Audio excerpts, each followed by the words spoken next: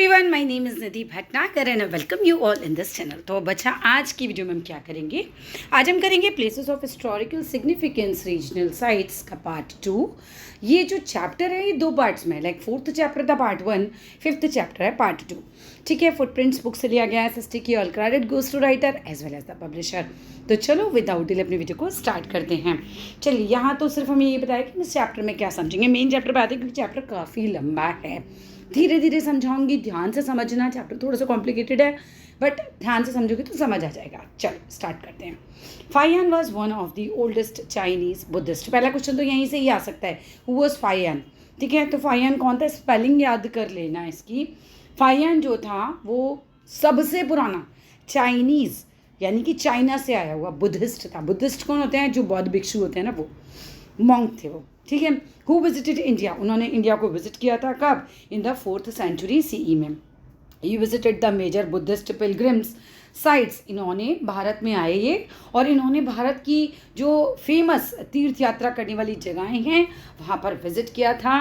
On his travel, यानी कि जब उनके जो ट्रेवल्स चल रहे थे, जो उनकी यात्राएं चल रही थी, that spend 14 years across Asia. 14 साल लग गए थे उनको, और अक्रॉस एशिया में वो पूरा जगह घूमते रहे। His a record of Buddhist kingdoms, उनका एक रिकॉर्ड था, उन्होंने लिखा होगा a record of Buddhist kingdom was the first. I witness है। आई विटनेस क्या होता है?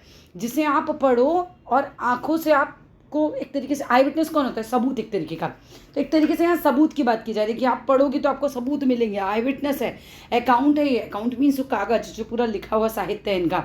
ऑफ द बुद्धिस्ट प्रैक्टिसेस, कि बुद्धिस्ट लोग क्या प्रैक्टिस करते थे उस समय, क्या करते थे वो। And pilgrim site. Pilgrim sites क्या होती हैं? तीर्थ यात्रा की जगहें। In central and south Asia, written in Chinese language. ये इन्होंने चाइनीज लैंग्वेज में लिखा था। चलो, कुल मिलाकर बात को फिर से समझा रही हूँ, इस पैराग्राफ को ध्यान से समझ लेना। देखो, फाइयान जो था एक बहुत पुराना चाइनीज़ बुद्धिस्ट मॉन्क था, यानी बौद्ध भिक्षु थे। इन्होंने इंडिया को विजिट किया था 4th century में। उन्होंने विजिट किया था, he visited the major Buddhist pilgrim sites. जो बुद्धिस्ट यानी बौद्ध लोगों की जो भी तीर्थ यात्रा वाली साइट्स हैं इंडिया में, वो उन्होंने ट्रैवल की थी। उन्होंने 14 साल अक्रॉस इंडिया ट्रैवल किया। उन्होंने एक किताब समझ लो लिखी, एक रिकॉर्ड लिखा पूरा, a record of Buddhist kingdoms. Buddhist kingdoms का रिकॉर्ड, एक किताब का नाम है, तो इसको हिंदी में चेंज नहीं करना। और ये पहला सबूत है एक तरीके का लिखी हुई चीज़ों का कि बुद्धिस्ट उस समय क्या करते थे, वो कौन सी तीर्थ यात्रा साइट्स मतलब कौन कौन सी थी सेंट्रल इंडिया में और साउथ एशिया में। और ये किताब लिखी गई है, या फिर ये पूरा अकाउंट लिखा गया है चाइनीज़ भाषा में। आई होप यहाँ तक समझ आ गया। यहाँ पर एक चित्र दिखा रखा है, डिपिक्शन। डिपिक्शन का मतलब होता है चित्र। किसका है? ऑफ फाइयान। फाइयान का यहाँ पर चित्र है, और कहाँ वो खड़े हुए हैं? At the ruins of emperor Ashoka's palace. Emperor Ashoka, Ashoka एक राजा थे, ठीक है। उनका जो पूरा, जैसे मतलब पूरा जो महल है एक तरीके से, वो क्या हो गया है? पैलेस जो है वो रूइंस मतलब खंडर जो होते हैं ना, वहाँ पे ये खड़े हुए हैं फाइयान, और वहाँ का ये चित्र है। Coming to the next page, नहीं यहीं पर ही है, साइट्स ऑफ हिस्टोरिकल सिग्निफिकेंस। यानी कि हम पढ़ेंगे इस चैप्टर में हिस्टोरिकल सिग्निफिकेंस की 2 साइटों के बारे में, यानी कि ऐसी 2 जगहों के बारे में जिनका इतिहास में बहुत महत्व है। पहली जगह है हम सारनाथ, उसके बारे में काफ़ी कुछ पढ़ेंगे इस चैप्टर में। दूसरी है तंजावुर, जिसके बारे में हम बहुत ज़्यादा पढ़ने वाले हैं इस चैप्टर में। अब सारनाथ के बारे में क्या इन्फॉर्मेशन है? एक सिटी या टाउन हम कह सकते हैं। अबाउट रिलीजियस एस्टेब्लिशमेंट, यहाँ पर धार्मिक जो है एस्टेब्लिशमेंट काफ़ी ज़्यादा हुए, डेवलपमेंट काफ़ी हुए। प्राइमरी सोर्सेज जो हमें पता चलता है कि भाई इस जगह के बारे में हमें किन चीज़ों से पता चलता है, राइट। हमें कैसे पता उस समय ये सब हुआ था? तो जो जातक कहानियाँ होती हैं उनसे पता चलता है हमें। ट्रैवलॉग्स, ट्रैवलॉग्स क्या होते हैं? जब ट्रैवलर्स आते हैं ना दूर से, तो वो लिखते हैं कि भाई हमने ये कथा, हम गए थे इस जगह पे, ये जगह ऐसी थी वैसी थी। तो वो किताबें या वो चीज़ें वो आज भी मिलती हैं, तो लोग उससे पढ़ते हैं। तो सोर्सेस क्या हैं? ट्रैवलॉग से पढ़ते हैं। और आर्कियोलॉजिकल रिमेन्स, यानी कि जैसे मान लो आर्कियोलॉजिकल रिमेन्स में कोई पुरानी बिल्डिंग का खंडर ही मिल गया, कुछ पुराने बर्तन ही मिल गए, कुछ पुराने लोगों के कपड़े मिल गए ना, तो रिमेन्स से भी बहुत कुछ स्टडी किया जाता है। अब इस जगह का हिस्टोरिकल पीरियड जो बता रखा है, आपको बता रखा है 500 BCE से 1200 CE तक का। आई होप यहाँ तक क्लियर है। अब तंजावुर के बारे में आ जाओ। तंजावुर क्या है? एक टेम्पल टाउन है, मतलब एक मंदिर जितना बड़ा टाउन समझ लो, टेम्पल टाउन, मंदिर जैसा टाउन समझ लो। इन अ प्रेजेंट डे तमिलनाडु में है। अब प्लांटी ऑफ आर्कियोलॉजिकल एविडेंस मिले हैं, मतलब हमें यहाँ बहुत सारे सबूत मिले हैं, आर्कियोलॉजिकल एविडेंस मिले हैं यहाँ। Particularly the living temple of Brihadeshwara, यानी कि एक ऐसा टेम्पल जो आज भी वहाँ पर बना हुआ है, पुराने टाइम का तंजावुर में बृहदेश्वर टेम्पल है। ठीक है, बृहदेश्वर का टेम्पल है ये। हिस्टोरिकल पीरियड इसका 19th सेंचुरी ऑनवर्ड्स रहा है, यानी कि 19th सेंचुरी के बाद से बसा हुआ होगा। Coming to the next page, ध्यान से समझना इस चैप्टर को, ठीक है। अर्बनाइजेशन और the emergence of cities was an important milestone in human history. देखो, अर्बनाइजेशन का मतलब समझ लो शहरीकरण, यानी शहरों का बसना, और द इमर्जेंस ऑफ सिटीज़, बात वही हुई कि भाई सिटीज़ कैसे डेवलप हुई, शहर उस समय कैसे डेवलप हुए। ये एक बहुत ज़्यादा मील का पत्थर है, माइलस्टोन है, जब हमें ह्यूमन हिस्ट्री के बारे में पता चलता है। देखो, जो बहुत प्री हिस्ट्री थी ना बेटा, वो लिखी हुई नहीं थी, तो जब लिखी हुई नहीं है तो ओरल कम्युनिकेशन से ही कुछ पता चलने लगा। लेकिन धीरे धीरे जब डेवलपमेंट होने लगे, शहर बसने लगे, तो फिर ये ह्यूमन हिस्ट्री को पढ़ना हमें बहुत आसान हो गया, ह्यूमन हिस्ट्री को समझना आसान हो गया, क्योंकि उसके एविडेंस तो हमें बहुत मिलेंगे ना।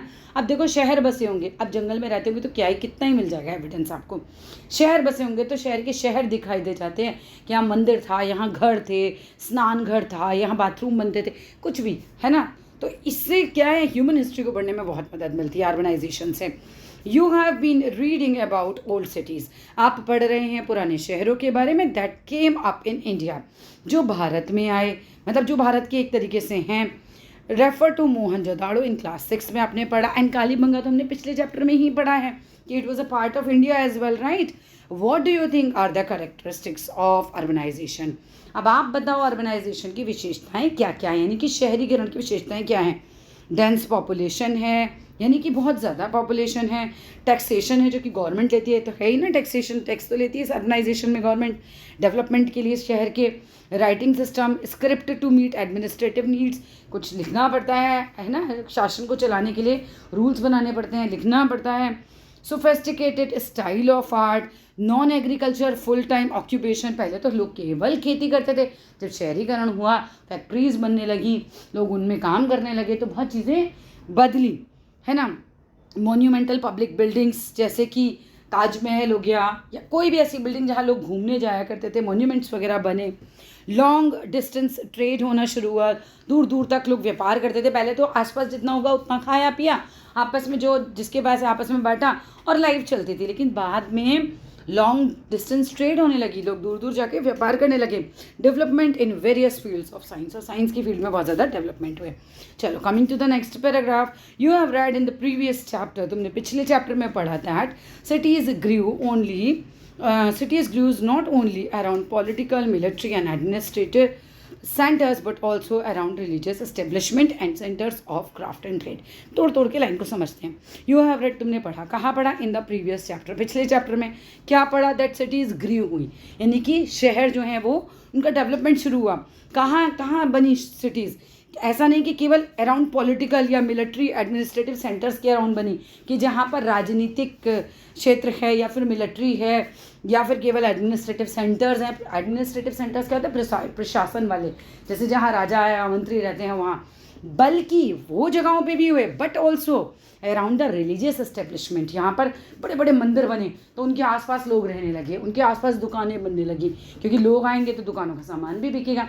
कोई भी जगह का डेवलपमेंट ऐसे ही तो होता है। मान लो कि एक जगह एक आदमी ने बहुत बड़ा मंदिर बनवा दिया, तो उस बहुत बड़े मंदिर में क्या होगा, बहुत सारे लोग आएंगे, बहुत सारे लोग आएंगे तो बहुत सारी चीज़ें खाएंगे पिएंगे, वहाँ और दुकानें बनेंगी। फिर जब दुकानें बनेंगी तो जो दुकानदार है वो तो बहुत दूर नहीं रहना चाहेगा, तो वहाँ आसपास घर भी डेवलप होने शुरू हो जाएंगे। घर डेवलप होंगे तो उनके नौकर चाकर जो उन्हें रख रहे हैं उनके भी घर डेवलप होने शुरू हो जाएंगे। सो आई मीन टू से कि इस तरीके से डेवलपमेंट हुआ, उस समय भी हुआ, ठीक है, और ऐसे ही होता भी है। मैनी टाइम्स, बहुत ज़्यादा बार क्या होता है, the cities were a combination of all these factors, और कई बार ऐसे शहर बन जाते हैं कि जिसमें भाई पॉलिटिकल उसका कुछ ना कुछ इंपॉर्टेंस हो, मिलिट्री हो, एडमिनिस्ट्रेटिव सेंटर्स हों, और रिलीजियस जो एस्टेब्लिशमेंट्स हैं वो भी हों, ठीक है। तो सब फैक्टर्स भी हो सकते हैं। In this chapter we will read about 2 historic cities. अब इस चैप्टर में हम 2 हिस्टोरिक सिटीज़ के बारे में पढ़ने वाले हैं, या आप उन्हें टाउन भी बोल सकते हो। सिटी मतलब बड़ा शहर, टाउन मतलब नगर, यानी कि छोटा शहर होता है। That grew around religious establishments, यानी कि मंदिरों के किनारे किनारे या उनके अराउंड में सब जगह वो शहर बसे। अब केस स्टडी ऑफ सारनाथ को सबसे पहले पढ़ते हैं।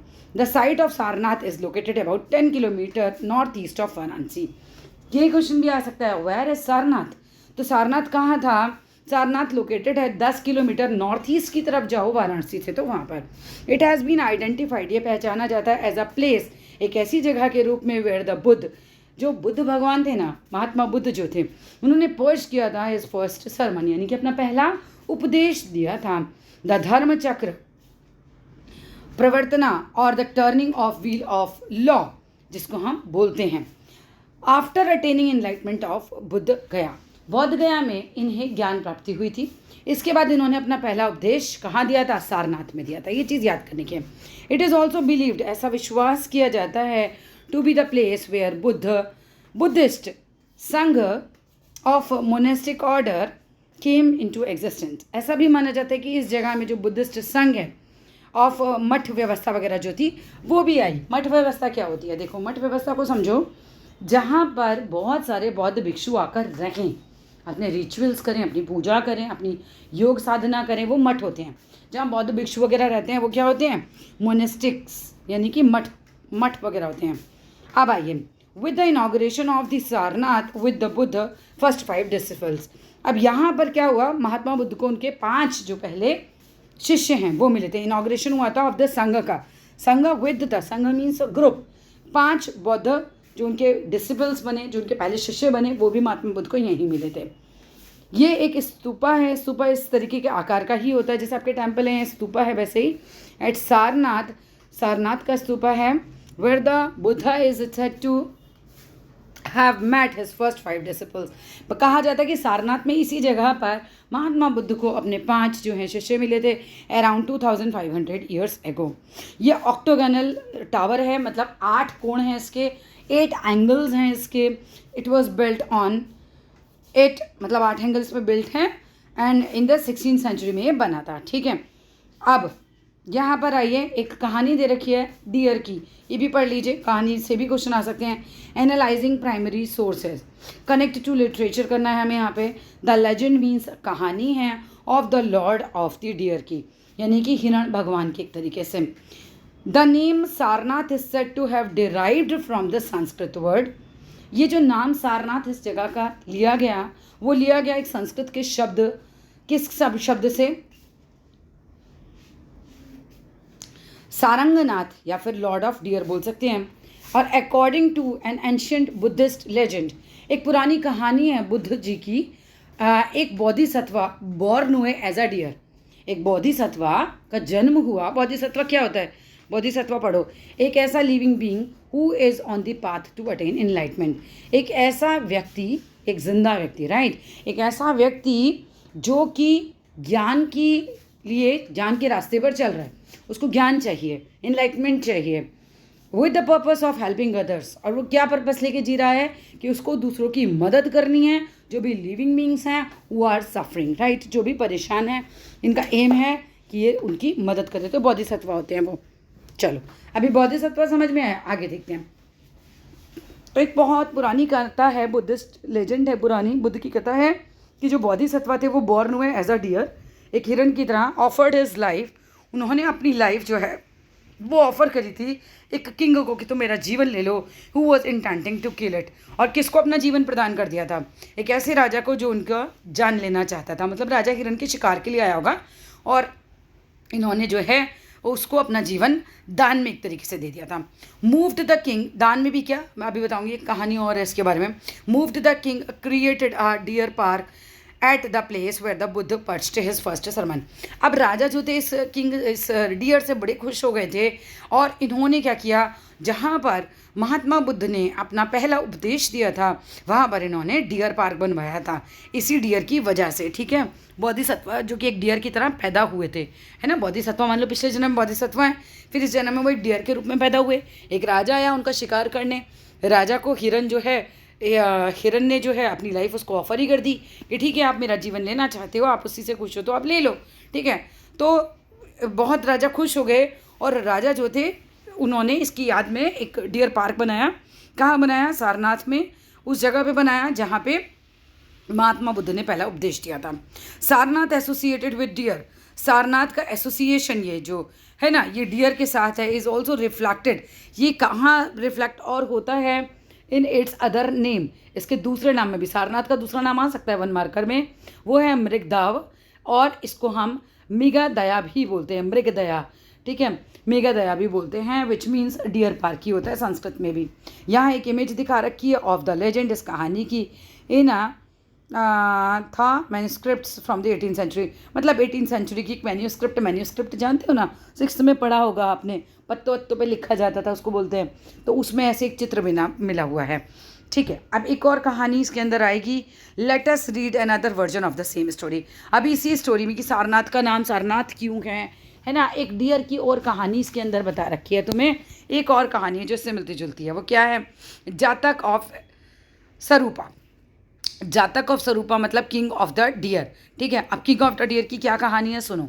The monk said to the exalted one, एक मॉन्क थे, मतलब एक बहुत भिक्षु थे, उन्होंने एक महान व्यक्ति से कहा कि for the sake of wise saying, किसके लिए, एक कहावत के लिए, एक बुद्धिमानी भरी बात के लिए, the exalted one sacrificed flash and blood, कि महान व्यक्ति ने एक क्या किया था, सेक्रीफाइस कर दिया था अपने मांस को और अपने खून को। क्या बात हुई, यानी कि एक अच्छी बात सुनने के लिए एक महान व्यक्ति ने कहा कि ठीक है, मैं अपना मांस और अपना ब्लड जो है वो दे दूंगा, त्याग कर दूंगा उसका। द एक्साल्टेड वन रिप्लाइड, उस महान व्यक्ति ने रिप्लाइड किया, that was not the first time, कि भाई ये कोई पहली बार नहीं है, that I sacrificed flash and blood. इस महान व्यक्ति ने कहा कि ये कोई पहली बार तो नहीं है कि मैं अपना मांस या अपना ब्लड जो है एक वाइज सेइंग के लिए दान में दे रहा हूँ। I did so on another occasion, मैंने तो ये एक पहली बार भी किया है, हमने पिछली कहानी में पढ़ा था।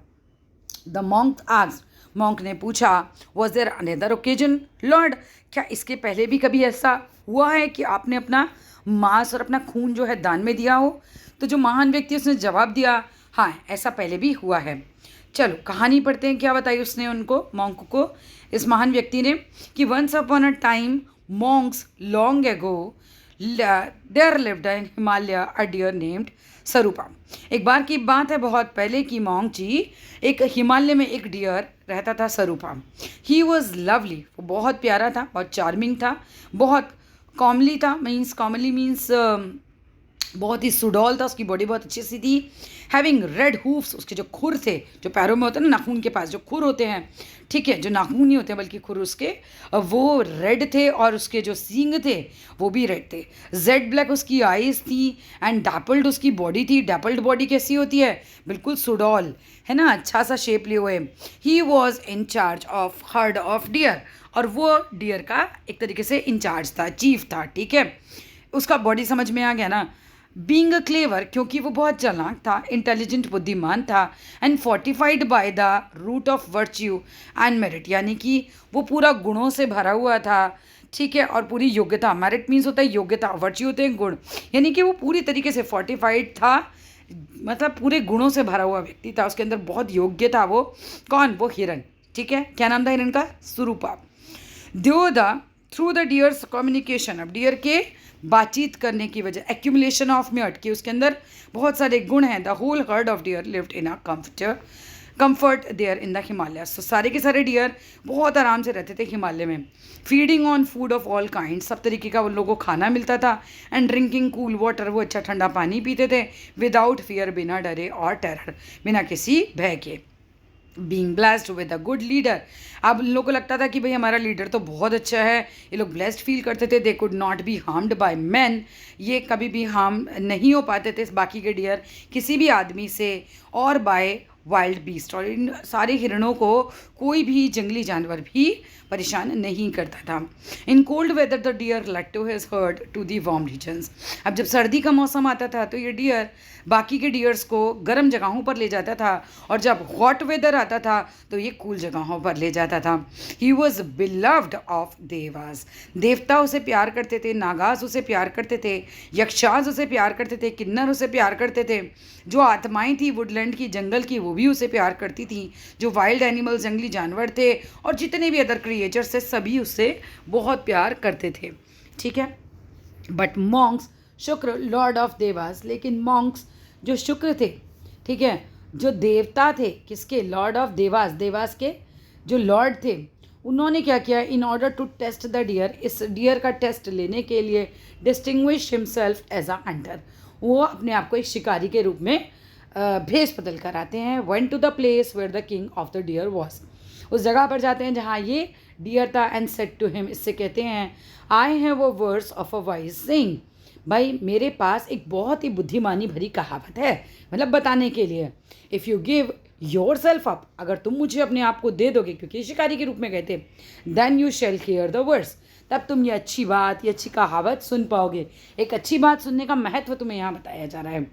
When he heard the hunters word, जब इस हिरन ने इस शिकारी के शब्द को सुना, ठीक है, इस राजा के शब्दों को सुना, the king of the deer was gladdened, मतलब ये बहुत ज़्यादा खुश हो गए। And he said to himself, इन्होंने खुद से कहा, if in return for the perishable state, perishable state मतलब मैं तो ख़त्म हो ही जाऊँगा, आज नहीं मरूंगा तो फिर किसी दिन मर जाऊँगा, तो अगर मैं इस स्टेट से, मतलब मुझे तो मरना ही है, तो अगर मैं इसको छोड़ दूँ, अगर मैं इसके बदले में, मतलब अपने जीवन के बदले में, जो कि एक दिन ख़त्म ही होना है, I can hear a wise saying, तो अगर मैं एक बुद्धिमानी भरी बात सुन सकता हूँ, I shall have received a great benefit, मैंने कहा ये तो बहुत बेनिफिट की बात है कि जीवन तो मेरा ख़त्म होना ही है, क्यों ना आज कुछ बहुत अच्छा सुन लिया जाए इस जीवन के बदले में। And to the hunter the king of the deer said, hunter ने इस डियर से कहा, for the sake of that wise saying, इस वाइज सेइंग के लिए, I give myself up, मैं अपना जीवन देने के लिए तैयार हूँ। Let me hear it quickly, मुझे ये जल्दी से सुनाइए, विदाउट डिले, बिना किसी इंतज़ार के। शुक्र लॉर्ड ऑफ देवास बड़े खुश होते हैं, वॉज प्लीज, वो बहुत खुश होते हैं, at the deep respect for धर्म, कि धर्म के लिए इस व्यक्ति के अंदर कितनी रिस्पेक्ट है, इस हिरन के अंदर कितनी रिस्पेक्ट है। And shown by the king of the deer, है ना, जो धर्म के लिए रिस्पेक्ट इसने डियर के king of the deer, deer के राजा ने शो की, इससे देवता बड़े खुश हो गए। फॉर द मायर, यानी कि कीचड़, एंड डस्ट, जो धूल होती है, on the feet, mire and dust on the feet of a good man like these is better than a mountain of gold. तो क्या होता है, वो कहते हैं, and he said to him, उसको बोलते हैं कि भाई धूल या कीचड़ भी जो होती है ना, एक अच्छे व्यक्ति के पैरों की, वो ज़्यादा बेहतर होती है एक गोल्ड के पहाड़ से भी ज़्यादा, है ना। For the mire and the dust on the feet of good man conduces to the decrease of sorrow, मतलब अगर आप किसी ऐसे व्यक्ति के पास जाते हैं, उसके पास रहते हैं, तो उसके पैरों की धूल, उसके पैरों की कीचड़ आपके दुखों को कम कर देगी। मतलब एक तरीके से ये सिखाया गया कि आप एक अच्छे व्यक्ति के साथ रहते हैं, वो बहुत ज़्यादा महत्वपूर्ण है, इंस्टेड ऑफ आप सोने का महल या सोने का पहाड़ आपको मिल जाए, राइट। तो कह रहे हैं कि आपके सौरो डिक्रीज हो जाते हैं, माउंटेन ऑफ गोल्ड तो केवल इंक्रीज करता है आपका दुखी। देन शुक्र आफ्टर ही हैड दस टेस्टेड द किंग, इस तरीके से जब उन्होंने टेस्ट कर लिया किंग को ऑफ द डियर, वो गायब हो जाते हैं, आउट ऑफ साइट हो जाते हैं। जो महान व्यक्ति वो कहता है, इट मे बी अगेन, हो सकता है आज ये घटना दोबारा हो रही हो, Monks that you will think, जो आप लोग सोचेंगे, दैट एट दैट टाइम, उस समय, उस ओकेजन पे, the lord of the herd of the deer, जो हिमालय में होता था, परसुएसिव था, यानी कि परसुएसिव का मतलब क्या होता है, परसुएसिव होता है कन्विंसिंग, जो कन्विंस करने की पावर रखता था अपनी बात में। एंड राइटियस डियर था, यानी कि न्याय उसको बहुत ज़्यादा प्रिय था, उस डियर को जिसका नाम स्वरूपा था, वह समबडी एल्स, आप ये सोच सकते हैं कि वो कोई और होगा। यू मस्ट नॉट थिंक, आप ऐसा बिल्कुल नहीं सोचेंगे, सो एंड वाई, क्यों और कैसे। आई, मैं, मॉन्क्स, उस समय मॉन्क था, at that time and on that occasion, और उस समय, उस ओकेजन पे was the lord of herd था, डियर था। तो ये बता रहा है महान व्यक्ति कि वो मैं ही था, उस टाइम पे भी वो डियर मैं ही था, परसुएसिव राइटियस, ठीक है, स्वरूपा नाम से। Then did I for the sake of wise saying give a flesh and blood just as above done now, तो मतलब मैं अभी भी दे सकता हूँ, मैंने अगर उस समय अपना जीवन दे दिया था तो मैं इस समय भी दे सकता हूँ। The brief history of Sarnath पढ़ते हैं। Sarnath emerged during the second urbanization in the age of Buddha. तो सारनाथ का उदय होता है सेकेंड, जब बार शहरीकरण हुआ था in the age of Buddha ji के टाइम पर, एंड महाजनपद बने थे अराउंड 500 BC में। द साइट रिमेन इंपॉर्टेंट, ये जगह बहुत इंपॉर्टेंट रही टू द वेरियस पॉलिटिकल, राजनीतिक राजवंशों के लिए जिन्होंने रूल किया था इस रीजन पर टिल 12th सेंचुरी तक। द मौर्यन एम्पायर में अशोका, जिनका टाइम पीरियड था 268 से लेकर 232 BC तक, उन्होंने चूज़ किया था इस साइट को इरेक्ट करने के लिए अपने एडिक्ट्स, मतलब एक तरीके से स्तंभ खड़े करे थे, जैसे पिलर्स खड़े करते हैं ना, स्तंभ और पिलर, इस तरीके से उन्होंने खड़े किए थे।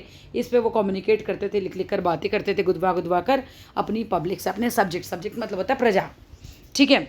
इलाबोरेटेड वहाँ बिल्डिंग्स बनी, एक्टिविटीज़ होती थी, एंड वर्क ऑन स्कल्पचर्स यानी मूर्तियों पे काम हुआ took place at this site. किस साइट पे? सारनाथ में सब हो रहा था during the rule of Gupta dynasty, Gupta dynasty के टाइम पर भी। सारनाथ विद इट्स स्तूपा, सारनाथ अपने स्तूपास के साथ और विहारास के साथ, विहारास होती हैं मॉन्स्ट्रीज जहाँ पे बहुत भिक्षु रहते हैं, कॉन्टिन्यू टू फ्लरिश, वो बढ़ता चला गया, फ्लरिश होता चला गया, डेवलप होता चला गया, अंडर द पेट्रोनेज यानी संरक्षण में of the Pala kings of Bengal, Bengal के पाल किंग्स के अंडर में 8th to 12th सेंचुरी में, and Gahadavala kings of Kannauj के टाइम पर 11th to 12th सेंचुरी के बीच। According to 12th century C inscription, जब हम पढ़ते हैं इंस्क्रिप्शंस क्या होता है, पत्थरों पे जो गुदी हुई चीज़ें हैं, वहाँ पर एक जगह लिखा मिला कि क्वीन जो थी कुमारा देवी, वाइफ थी किंग गोविंद चंद्र की ऑफ कन्नौज की, राजा तेरी स्टोर इन्होंने किया था, यानी कंस्ट्रक्ट किया था एक मॉनेस्ट्री, एक मठ को बनाया था फॉर द बुद्धिस्ट मॉन्क के लिए। इट इज़ टुडे आइडेंटिफाई इसको किया जाता है इस जगह को धर्म चक्र जिन विहार के रूप में। ठीक है, आगे आते हैं। Sarnath was sacked by Qutubuddin Aibak, यानी कि सारनाथ को लूटा गया था कुतुबुद्दीन ऐबिक के द्वारा। एक जनरल, एक सेनापति था ऑफ द सेंट्रल एशिया का, राइडर था, एशियन राइडर था, एशिया से, सेंट्रल एशिया से आया हुआ राइडर कौन होता है, जो घोड़े पे सवार हो कहता है, मोहम्मद ऑफ गौरी आया। कौन सी टाइम में आया ये? 12th सेंचुरी में आया। ठीक है, Sarnath was sacked by Qutubuddin Aibak. Qutubuddin Aibak कौन था? एक जनरल था, एक सेनापति था, central Asian raider Mohammad Ghori का। ये बात है इन द 12th सेंचुरी की। ऐबिक अपारेंटली कैरिड करके ले गया, जाहिर तौर पर ये लेकर चला गया था, कैरिड अवे इसने कर लिया था। 1400 कैमल्स को इसने लाद लिया था हमारे यहाँ के ट्रेजर से, हमारे खजाने इसने लूट लिए थे। हसन निज़ामी जो थे एक क्रॉनिकल थे, क्रॉनिकलर कौन होते हैं? जो डेट वाइज हिस्ट्री लिखते हैं। उन्होंने लिखा था ऑफ सेम पीरियड के, मतलब इस पीरियड के थे। ऑल्सो रिकॉर्ड उन्होंने किया था the destruction of the city, कि किस तरीके से इसने इस शहर को इस समय बर्बाद किया था। Very few Buddhist visited Sarnath, बहुत कम बुद्ध थे जिन्होंने, बुद्धिस्ट थे उन्होंने सारनाथ को विजिट किया था, और remained in Sarnath thereafter, मतलब पहले तो बहुत आते थे, पहले तो बहुत रहते थे, लेकिन जब कुतुबुद्दीन ऐबिक ने इस तरीके की लूटपाट की तो उसके बाद बहुत कम बुद्धिस्ट यहाँ आए, बहुत कम बुद्धिस्ट यहाँ रहे। टिल इट वॉज, किस टाइम तक बहुत कम रहे थे? जब तक ये रीडिस्कवर्ड नहीं हुआ था, दोबारा इसकी खोज नहीं हुई थी खुदाइयों में, है ना, जो कि किसने की थी? ब्रिटिश ने करी थी कॉलोनियल पीरियड में, जब वो हमारे यहाँ राज कर रहे थे। वॉट वॉज हैपनिंग एल्सवेयर, बाकी जगह दुनिया में क्या हो रहा था उस समय? Placing Sarnath on a globe, Buddhism begin to be actively given importance in China. अब बुद्धिज़्म को बहुत ज़्यादा चाइना में भी इंपॉर्टेंस मिल रही थी इन लेटर ईयर्स में of the when Raj dynasty, मतलब हान राज डायनेस्टी के टाइम पर बुद्ध जो थे, बुद्धिज़्म जो था चाइना में बहुत ज़्यादा जो है वो डेवलप हो रहा था 1st सेंचुरी के आसपास की ये बात है। The Han emperor Mingdi dreamed of a flying golden deity, उन्होंने सपना, मतलब एक तरीके था उनका, उन्होंने देखा था कि कोई उड़ती हुई जो है गोल्डन देवी देवताओं का उन्होंने सपने में देखा था। दिस इवेंट वॉज इंटरप्रिटेटेड, तो इस इवेंट को क्या लोगों ने इंटरप्रिटेट कैसे किया होगा उस समय के, कि ये विज़न जो है महात्मा बुद्ध का है, कि तुम्हें महात्मा बुद्ध दिखाई दिए हैं सपने में। बट इवन बिफोर दिस, बल्कि इसके पहले भी बुद्धिज़्म एंटर्ड चाइना, बुद्धिज़्म जो है चाइना में एंटर कर गया था थ्रू इट्स ट्रेडिंग मर्चेंट्स, यानी कि ट्रेडिंग मर्चेंट्स व्यापार करने के लिए जो व्यापारी वगैरह आते थे उनके द्वारा, उनकी कम्युनिटीज़ के द्वारा बुद्धिज़्म जो है इधर उधर पहुँच गया था। Its relevance to these communities can be assessed through the extensive travels. अब भाई ट्रेवल्स बहुत ज़्यादा होते थे, ठीक है, तो उससे भी आप इसे असेस कर सकते हो। पिलग्रिम्स की बात जो अंडरटेकन बाय चाइनीज़ है, मतलब उन्होंने चाइनीज़ ने लिखा हुआ है सब, तो चाइनीज़ बहुत आते थे ट्रैवल करने के लिए इधर। पिलग्रिम्स की बात करो, these pilgrims visited important Buddhist sites. अब जो ये तीर्थ यात्रा वाली जगहें हैं ये बहुत इंपॉर्टेंट थी, बुद्धिस्ट साइट्स थी across the India subcontinent में, इन डिफरेंट एजेस, अलग अलग टाइम पर, sometimes on the pretext of obtaining important Buddhist manuscripts. कई बार ये क्यों आते थे बुद्धिस्ट लोग यहाँ पर? इस बहाने आते थे कि उनको बुद्धिस्ट मैन्यूस्क्रिप्ट्स चाहिए हमारे यहाँ से, दैट वुड सपोर्ट, जो उनको सपोर्ट करेंगी उनकी नॉलेज के लिए, रिलीजन की नॉलेज के लिए। Sarnath was one of the important Buddhist site. Sarnath जो है एक बहुत इंपॉर्टेंट बुद्धिस्ट साइट थी जो विजिट की गई थी बाय द चाइनीज़ पिलग्रिम्स के, एक चाइना के जो तीर्थयात्री थे उनके द्वारा, जिनका नाम था फाहियान, जो कि 4th सेंचुरी में आए थे, और एक हुइनसांग थे जो कि 7th सेंचुरी में आए थे। इनका नाम हुइनसांग था और उनका नाम फाहियान था। दोनों की स्पेलिंग याद कर लेना, थोड़ी अलग है इनकी। आर्कियोलॉजिकल रिमेन्स ऑफ सारनाथ, यानी कि सारनाथ के जो खंडर होते हैं ना, बचे कुचे, वो जो मिले उसके बारे में बात होगी। आफ्टर एक्सटेंसिव इन्वेस्टिगेशन, इसके बाद जब बहुत ज़्यादा इन्वेस्टिगेट किया गया, कि कौन इन्वेस्टिगेट करता है, आर्कियोलॉजी जो डिपार्टमेंट के लोग होते हैं। इन द फॉलोइंग रिमेन्स जो हैं मोन्यूमेंट्स मिले हमें, है ना, और have been identified as Sarnath. तो इस जगह को कहा गया कि यही सारनाथ जगह थी जब खुदाई वगैरह हुई। अपार्ट फ्रॉम द आइकॉनिक धार्मिक स्तूपा, इसके अलावा यहाँ पर क्या मिला, धार्मिक स्तूप भी मिले। द र्यून्स ऑफ दी, यहाँ पर देखो, यहाँ पर मूलगंधकुटी विहार का विद द धार्मिक स्तूपा इन द बैकग्राउंड, ये तस्वीर दिखा रखी है इस जगह की। अब ये क्या है, मूलगंधकुटी विहार क्या, it appears to have been a vast monastery. Monastery कौन, जहाँ बुद्ध वो लोग रहते थे, है ना, जो बुद्ध जो बौद्ध भिक्षु रहते थे, राइट। इट अपीयर्स, ये जगह ऐसी दिखती है कि यहाँ पर वास्ट मोनेस्ट्री रही, बहुत बड़ा मठ रहा होगा, विद लिविंग क्वार्टर्स, यहाँ पर क्वार्टर बने होंगे छोटे छोटे, किसके लिए, फॉर मॉन्क्स, बुद्ध जो बौद्ध भिक्षु होते थे उनके लिए। Where the Buddha spend his first rainy season, जहाँ बुद्ध ने स्पेंड किया था अपना पहला rainy season after gaining enlightenment, यानी कि जो उनको ज्ञान प्राप्त हुआ था उसके बाद, पहली जब बारिश हुई थी उस समय पे महात्मा बुद्ध यहीं रहते थे।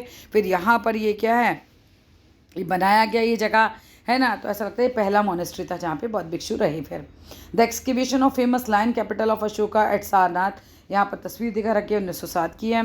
अशोकन पिलर की बात करें, the remains of the Ashokan pillar with the lion capital and a large 32 spokes sandstone wheel of dharma have been found, यहाँ पर मिला है ये अशोकन पिलर पे ये तस्वीर मिली है जिसमें लाइन बनता है 3 तरफ से, है ना, ये तो सबको पता होता है। इसमें 32 स्पोक्स भी बने हुए होते हैं, सैंडस्टोन से व्हील वगैरह बने होते हैं। देखो नीचे की तरफ तस्वीर में तुमको दिख जाएंगे, यहाँ पर ये दिख रहे हैं ना, गोल गोल व्हील्स।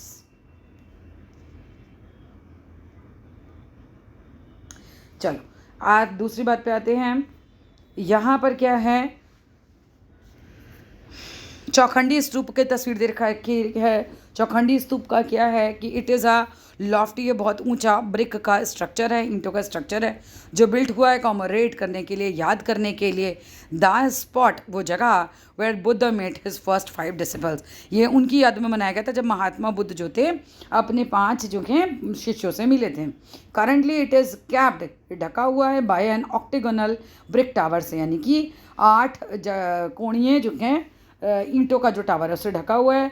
बिल्ट बाय राजा टोडरमल, ये राजा टोडरमल के बेटे ने बनाया, टोडरमल सन्स है, to mark the visit by Mughal emperor Humayun, क्योंकि यहाँ पर मुगल हुमायूं आए थे राजा, तो उन्होंने उनकी याद में इसको बनवा दिया था इस स्तूपा को। द सैंडस्टोन स्टैचू यहाँ पर दिखा रखा है, और बुद्ध का पॉपुलरली नोन, इसको बोलते हैं बाला बोधिसत्व, ठीक है, ये भी खुदाई में निकला है। Coming to the next page, historical significance क्या है, इंपॉर्टेंस क्या है ना सारनाथ की। Sarnath remains a place of great significance, Sarnath एक ऐसी जगह रही जिसका बहुत महत्व रहा, इवन आज भी इसका बहुत महत्व है। Not only was in it a great centre of Buddhist learning and teaching, ये केवल सेंटर ही नहीं रहा बुद्धिस्ट लर्निंग का या फिर उनकी टीचिंग का। With the Buddha perching is first sermon here, लेकिन इसके साथ साथ क्या रहा, महात्मा बुद्ध ने अपना यहाँ पे पहला उपदेश भी दिया था। इसके अलावा Sarnath is also associated with the Ashokan pillar, Sarnath में अशोक का पिलर भी है जिसमें चक्र भी बना हुआ है, ये देख रहे हो अशोक चक्र यहाँ पे बना हुआ है, ये रहा, है ना, 32 स्पोक्स हैं इसके अंदर बने हुए हैं। And lion capital, both of which are powerful symbols हैं ऑफ मॉडर्न इंडियन स्टेट के। एवरी टाइम वी सी, हर बार हम देखते हैं the chakra in our national flag, ये चक्र को हम अपने ये सारनाथ के इस पिलर से, इसी से लिया गया है, ठीक है, अशोकन पिलर से जो फ्लैग में हमारा बीच में बना हुआ है। तो every time we see the chakra in our national flag, और 4 lines in any government building पे आपको 4 लाइन्स मिल जाएंगे। वी आर रिमाइंडेड, हम क्यों देखा, मतलब ये होता है जिसे हम याद रख पाएँ, किसको, ऑफ किंग अशोका को और सारनाथ को। The Sarnath remains an important part of our past. Sarnath रहा बहुत इंपॉर्टेंट पार्ट हमारे पास्ट का, and it remains need to be carefully preserved, और इसके रिमेन्स को बहुत केयरफुली प्रिजर्व रखने की ज़रूरत भी है। अब हम पढ़ेंगे सारनाथ के बाद तंजावुर के बारे में। Thanjavur is a big city located है प्रेजेंट डे तमिलनाडु में, और हाउएवर फिर भी इट्स हिस्ट्री जो है वो मोर देन 1200 ईयर्स ओल्ड है। 1200 साल पुराना इतिहास है इस जगह का। लोकेटेड है इन अ फर्टाइल डेल्टा। डेल्टा क्या होती है? वो जगह जहाँ नदियाँ जाके समुद्र में गिरती हैं, वहाँ पर डेल्टा बन जाता है। तो Kaveri river, delta of Kaveri पे ये जगह है। सराउंडेड है by rice, sugar cane and groundnut की फील्ड से, यानी कि इस जगह पर चावल उग रहा है, आसपास शुगर केन यानी गन्ना उग रहा है एंड ग्राउंडनट उग रहा है। Thanjavur was an important centre of political power. Thanjavur बहुत इंपॉर्टेंट सेंटर है पॉलिटिकल पावर का, हिंदूज रिलीजन का, आर्ट्स का एंड क्राफ्ट एंड लर्निंग का भी। नेमिंग तंजावुर, मतलब इसका नाम तंजावुर कैसे रखा गया? Thanjavur according to a legend, एक कहानी के अनुसार वॉज नेम्ड आफ्टर अ दमन, कि भाई एक राक्षस के नाम पर, तंजन नाम का एक राक्षस था, उसके नाम पर, जिसको मारा गया था, किसके द्वारा किल्ड किया गया था इन अ बैटल, एक युद्ध में, by lord Vishnu. Lord Vishnu ने इसको मारा था, है ना। तो तंजन्स इसका नाम था। तंजन्स लास्ट रिक्वेस्ट यही थी कि इस एरिया का नाम क्या रख दिया जाए, आफ्टर ए मनी, उसके नाम पर रख दिया जाए। तो तंजन को मारने पर इस जगह का नाम तंजावुर पड़ा था। द कालामल्ला इंस्क्रिप्शन, कालामल्ला इंस्क्रिप्शन जानते हो ना, पत्थरों पे जो लिखा होता है। Considered the oldest stone inscription. अब कालामल्ला जो है, समझ लो एक बहुत बड़ा पत्थर है, ठीक है, उस पर बहुत कुछ लिखा गया है। तो ये जो इंस्क्रिप्शन है, ये कैसी इंस्क्रिप्शन है? ओल्डेस्ट स्टोन इंस्क्रिप्शन है, जो कि इनग्रेव्ड की गई है, ने जिस पे खोद के लिखा गया कंप्लीटली इन तेलुगु लैंग्वेज में, by an early Chola king के द्वारा, जिनका नाम था एरिकल मुथुराजु धनंजय वर्मा। और ये कब की बात है? 575 सीई की बात है। सीम्स टू इंडिकेट, अब इससे क्या पता चलता है? दैट तंजावुर में be derived from his name, कि तंजावुर का नाम हो सकता है इनके नाम पर हो, धनंजय उर के नाम पर तंजावुर पड़ा हो। ठीक है, दो कहानियाँ अलग अलग बता रखी हैं। The Chola dynasty of Thanjavur, Chola dynasty के बारे में पढ़ेंगे हम। डायनेस्टी का मतलब होता है राजवंश, यानी कि राजाओं का वंश। Thanjavur appears to have been built by Vijayalaya Chola. अब तंजावुर अपीयर होता है, मतलब इसको लगता है हमें कि ये बना था विजयालय चोला के द्वारा। Who captured the Kaveri delta, जिन्होंने कब्जा कर लिया था कावेरी डेल्टा पे, फ्रॉम द वेसल्स ऑफ पल्लास, यानी कि पल्लाव जागीरदारों से उन्होंने हथियार ली थी एक तरीके से। कब? In the middle of 9th century के आसपास। And founded the Chola dynasty, और चोला डायनेस्टी को इन्होंने बनाया था, नींव डाली थी तंजावुर में। He may have started the original settlement as he built a temple. तो ही मे हैव स्टार्टेड, हो सकता है उन्होंने स्टार्ट किया ओरिजिनल सेटलमेंट जब उन्होंने बिल्ट किए थे टेम्पल फॉर गॉडेस। कौन सा, किस देवी देवता का उनकी बात करें? निशुंभ सूदनी, जो देवी थी, उनका मंदिर उन्होंने बनाया था। हाउएवर फिर भी इट वॉज अंडर राजराजा चोला, ये था राजा चोला के अंडर में। 985 से लेकर तंजावुर इनके अंडर में रहा, 1014 सी के बीच में। हु कंस्ट्रक्टेड, जिन्होंने बनाया the massive Brihadeshwara temple, that Thanjavur emerge हुआ, उभरा as a prominent temple town. मतलब ये बात बताई जा रही है तुम्हें कि राजराजा चोला ने भी जो है यहाँ पर एक बहुत बड़ा बृहदेश्वर टेम्पल बनाया था तंजावुर में। इसके बाद तो ये बहुत ज़्यादा लोगों में फेमस हुई जगह, बहुत प्रमुख जो है टाउन, टेम्पल टाउन बन गया एक तरीके से। टेम्पल टाउन मीन्स जहाँ पर एक ऐसा टाउन जहाँ बहुत बड़ा टेम्पल है, उसकी वजह से पूरा शहर जाना जा रहा है। ठीक है, सेंटर बन गया था पॉलिटिकल पावर का एंड एडमिनिस्ट्रेशन का, and controlling the Kaveri delta, और कंट्रोल कर रहा था कावेरी डेल्टा को।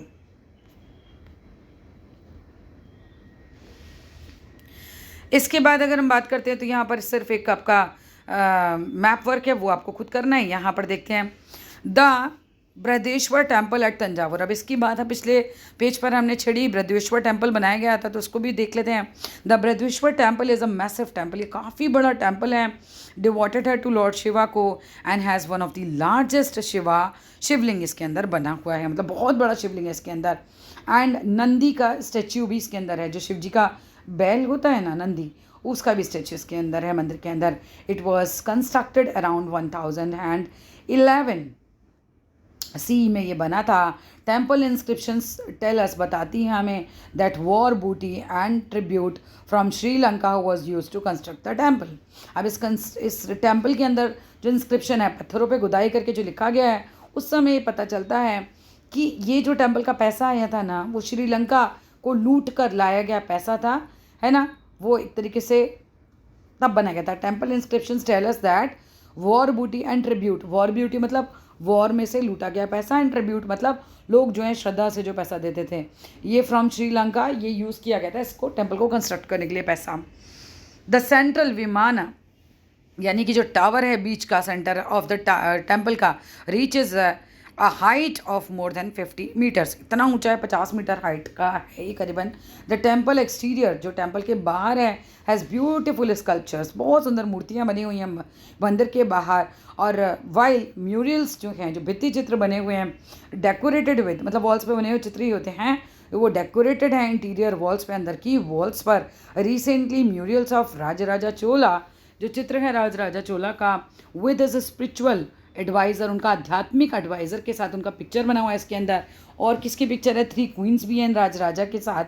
हिडन, ये छिपा हुआ चित्र था बाय लेटर पेंटिंग्स के बाद, मतलब इसके ऊपर पेंटिंग बाद में बना दी गई होंगी, लेकिन इस पेंटिंग को अब रिस्टोर कर लिया गया है। देयर आर टावरिंग गेटवेज, बहुत ऊंचे ऊंचे गेटवेज बने हुए हैं यहाँ पे, बड़े बड़े दरवाजे बने हुए हैं, गोपुरम और गोपुरम बने हुए हैं, and several smaller temple like structures भी यहाँ पे बने हुए हैं। बहुत सारी संरचनाएं हैं, इमेजेस हैं और डिफरेंट देवी देवताओं की। टेम्पल टाउन की बात की जाए तो रूलर्स ने बिल्ड किया टेम्पल्स को शो करने के लिए कि उनका भी डिवोशन है, उनकी भी भक्ति है डेटीज़ में, देवी देवताओं में, एंड शोकेस है ये प्रदर्शित करता है उनकी पॉलिटिकल माइट को, क्योंकि उनके पास पैसा था, उनकी राजनीति स्ट्रॉन्ग थी, तभी तो बड़े बड़े मंदिर बना पाए। The Chola rulers were great, के बहुत महान चोला रूलर्स जो थे, भक्त थे किसके? लॉर्ड शिवा के वर्शिपर थे, भक्त थे, एंड माइटी, शक्तिशाली कॉन्क्यूरर थे, विजेता थे Chola rulers. The construction of large temples by them, जो इन्होंने बहुत बड़े बड़े टेम्पल्स बनाए थे, led to the emergence of temple town, इन्हीं की वजह से ये जगहें टेम्पल टाउन बन गई।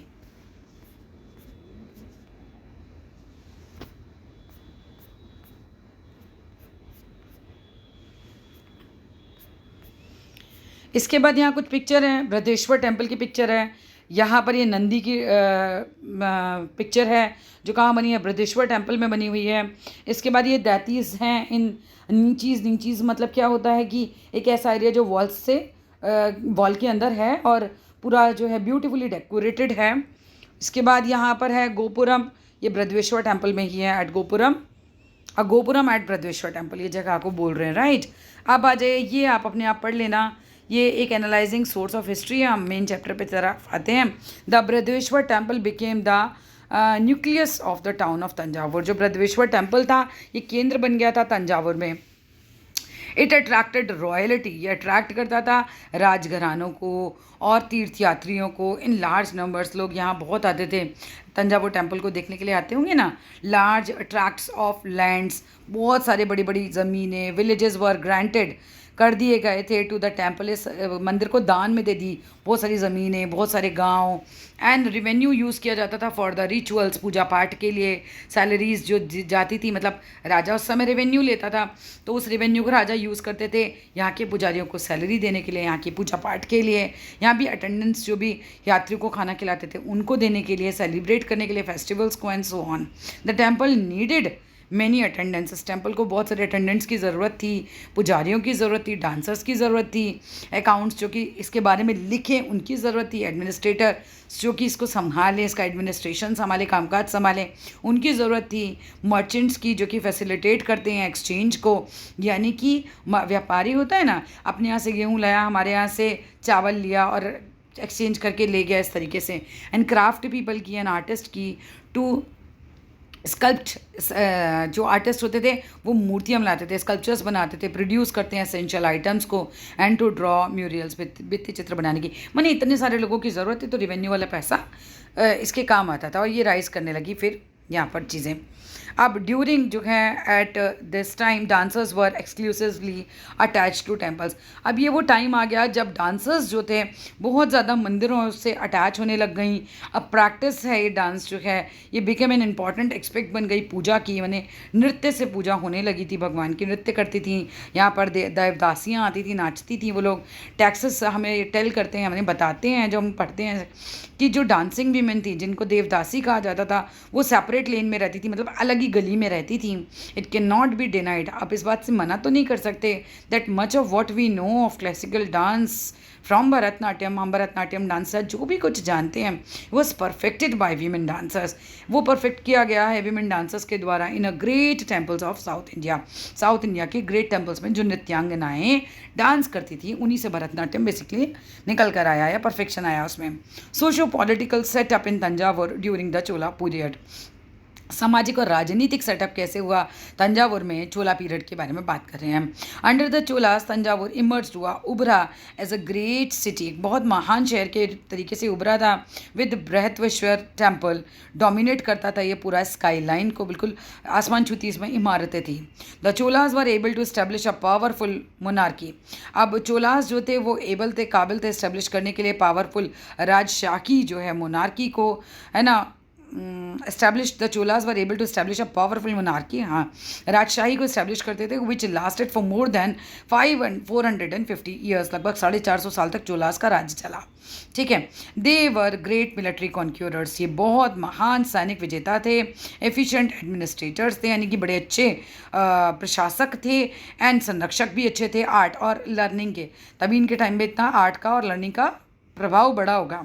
Both Vijayalaya the founder and Rajaraja one the greatest ruler. Vijayalaya कौन थे? फाउंडर थे जिन्होंने नींव रखी, और राजराजा जो थे वो ग्रेटेस्ट राजा थे, रूलर थे, वर एसोसिएटेड विद तंजावुर। तो तंजावुर की जो नींव रखी थी वो विजयाल्या ने रखी थी, और राजराजा जो थे वहाँ के राजा थे, दोनों ही मतलब इससे एसोसिएट करते हैं तंजावुर जगह से। The rulers along with their ministers, राजा अपने मिनिस्टर्स के साथ एंड ऑफिशियल्स के साथ may have resided in Thanjavur, शायद रहता था तंजावुर में। Land revenues was most probably the main source थे इनकम की, लैंड रेवेन्यू लिया जाता था। Through there was taxes, though there was taxes, भाई हम ये जानते हैं कि वहाँ पर टैक्सेस थे ऑन ट्रेड, व्यापार पर, एंड इरीगेशन पर एज वेल। अब बात करते हैं आगे। वॉर बूटी यानी लूट का माल में है वो also contributed to the Chola treasury. अब लूट के माल से भी चोला जो थे उनकी ट्रेजरी भरी जाती थी। इस समय इट वॉज वेरी कॉमन, राजा वगैरह इधर उधर दूसरों पे आक्रमण करके लूटपाट करते ही थे। चोला रूलर्स ऑल्सो इनकरेज करते थे लोकल सेल्फ गवर्नमेंट को, है ना, कि हर जगह की छोटे एरिया की छोटी गवर्नमेंट वो बनाते थे जिससे कि उस एरिया के लोगों को प्रॉब्लम सॉल्व किया जा सके, है ना, राजा के पास सबको ना आना पड़े। The Uttaramerur inscriptions of Parantaka refer करता है टू असेंबलीज, जैसे उर्र सभा या नगरम कहते हैं, जो ऑपरेट होती थी विलेज में और टाउन में। यहाँ लोग अपनी प्रॉब्लम्स डिस्कस वगैरह करते होंगे, है ना, टाउन्स में, और कंट्रोल करते थे, कंट्रोल्ड एग्रीकल्चरल एंड जितने भी व्यापारिक गतिविधियाँ थी ये सब चीज़ें उर्र सभा और नगरम इनको कंट्रोल करते थे। इनके बारे में विचार विमर्श होता होगा। Art and culture at Thanjavur की बात करें, the Cholas were also great patrons, ये बहुत संरक्षक भी थे किसके? लर्निंग के, लिटरेचर के, आर्ट के एंड कल्चर के, मूर्ति कला के, जो टेम्पल्स में होती थी तंजावुर के। सस्टेन्ड बाय रूलर्स, इनके द्वारा ये सस्टेन रही, चलती रही। Functioned as centre of education, मतलब एक तरीके से ये जगहें सेंटर ऑफ एजुकेशन बनी। मैन्यूस्क्रिप्ट्स यहाँ लिखी गई एंड लुक आफ्टर किए गए, देखभाल की गई तीर्थ स्थानों की। चोला टेम्पल्स में इंक्लूड होता है स्तूपा, जो कि बना हुआ है ब्रोंज का, ऑफ किंग्स एंड क्वींस, मतलब ब्रोंज मेटल एक तरीके का। राजाओं और रानी की इनकी मूर्तियाँ बनती थी एंड गॉड और गॉडेस की भी मूर्तियाँ इसमें बनती थी। Cholas bronze sculptures specially of Lord Shiva in his Natarajan form बहुत फेमस है। सबने नटराज की मूर्ति देखी होगी, वो शिव जी की होती है, ठीक है। तो चोलास के टाइम पर ही बनी थी, ब्रोंज जैसे सोना चांदी होता है ऐसे ही ब्रोंज होता है, उससे बनी थी। Thanjavur remained the political capital of the Chola, Thanjavur रहा एक राजनीतिक राजधानी चोलास के टाइम पे 1025 ईस्वी के तक after the decline of the Cholas, जब चोलास खत्म हुए, Thanjavur came under the influence of other powerful dynasties. अब चोला डायनेस्टी खत्म होती है तो दूसरे पावरफुल डायनेस्टीज आ जाती हैं, वो रूल करती हैं, सच एज पांड्याज आते हैं चोला के बाद, विजयनगरा किंग्स आते हैं, नायक आते हैं, एंड मराठाज आते हैं, until it was incorporated into British empire. मतलब ब्रिटिश एम्पायर आने आते इतनी सारे लोग अलग अलग राजा भी इसमें आते रहे। The historical significance of Thanjavur की बात अगर हम करते हैं, रिकग्नाइजिंग द वृहदेश्वर टेम्पल, मतलब वृहदेश्वर टेम्पल को देखते हुए एज की लिविंग टेम्पल है, where the tradition of worship जो है, पूजा का जो ट्रेडिशन है एंड रिचुअल्स जो हैं वो स्टैब्लिश हुए 1000 years एगो, स्टिल आज भी कंटिन्यू करती है इस चीज़ को, and forms an inseparable part of the life of people. ये एक लोगों के जीवन का महत्वपूर्ण अंग है ये टेम्पल। यूनेस्को ने इस बृहदेश्वर टेम्पल को अलॉन्ग विद चोला टेम्पल के साथ और गंगई कोंड चोलापुरम और Darasuram,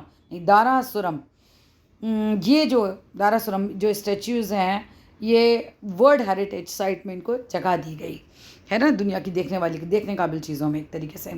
it is easy to understand, ये बहुत आसान है समझना, the historic significance of Thanjavur, कि हम तंजावुर की हिस्टोरिक सिग्निफिकेंस को समझें, जो कि एसोसिएटेड है with the powerful Cholas known as Brihadeshwara temple and Saraswati Mahal library. ये काफ़ी फेमस है फॉर इट्स चोला की ब्रोंज और तंजावुर पेंटिंग्स के लिए, एंड इससे विकास हुआ था भरतनाट्यम का भी, इसलिए भी फेमस है। Thanjavur remains an important element रहा इन आवर हिस्टोरिकल हेरिटेज, हमारी हिस्टोरिकल विरासत में इस जगह का एक बहुत ही महत्व है। इन एन इनडेफिएबल वे, मतलब बोलने का डेफिनेशन हम दे इस जगह की तो it's a part of our identity, ये जो है हमारी पहचान है एक तरीके से, और हमारा हेरिटेज की ये पहचान है। इसके बाद भरतनाट्यम का एक चित्र है यहाँ पर दे रखा है, लोकेटेड ये जगह है तंजावुर में। इट्स अ ब्यूटिफुल प्लेस जो कि कंस्ट्रक्ट किया गया है बाय सरफोजी के द्वारा, एक मराठा प्रिंस थे ये। एंड सरस्वती महल लाइब्रेरी है, दिस लाइब्रेरी है the largest collection of manuscripts, में बहुत सारा मैन्यूस्क्रिप्ट्स का कलेक्शन है फ्रॉम द 16 to 19 सेंचुरी की ये बात है। इसके बाद लास्ट पेज आता है, विजुअल समरी तुम्हें इस चैप्टर की दिखाई गई है। आइकॉनिक ये तंजावुर डांसिंग डॉल्स की पिक्चर है जो शोकेस कर रही है इंट्रिगिंग वे और in which the past and present आपको एग्जिस्ट करते हुए देखते हैं, पास्ट और प्रेजेंट को एक साथ देखते हैं। सम हिस्टोरिक सिटीज़ टाउन्स ग्री हुई अराउंड रिलीजियस एस्टेब्लिशमेंट, ये बताया था हमने, मंदिर बनेगा तो उसके आसपास लोग बसना शुरू हो जाएंगे, वही हुआ।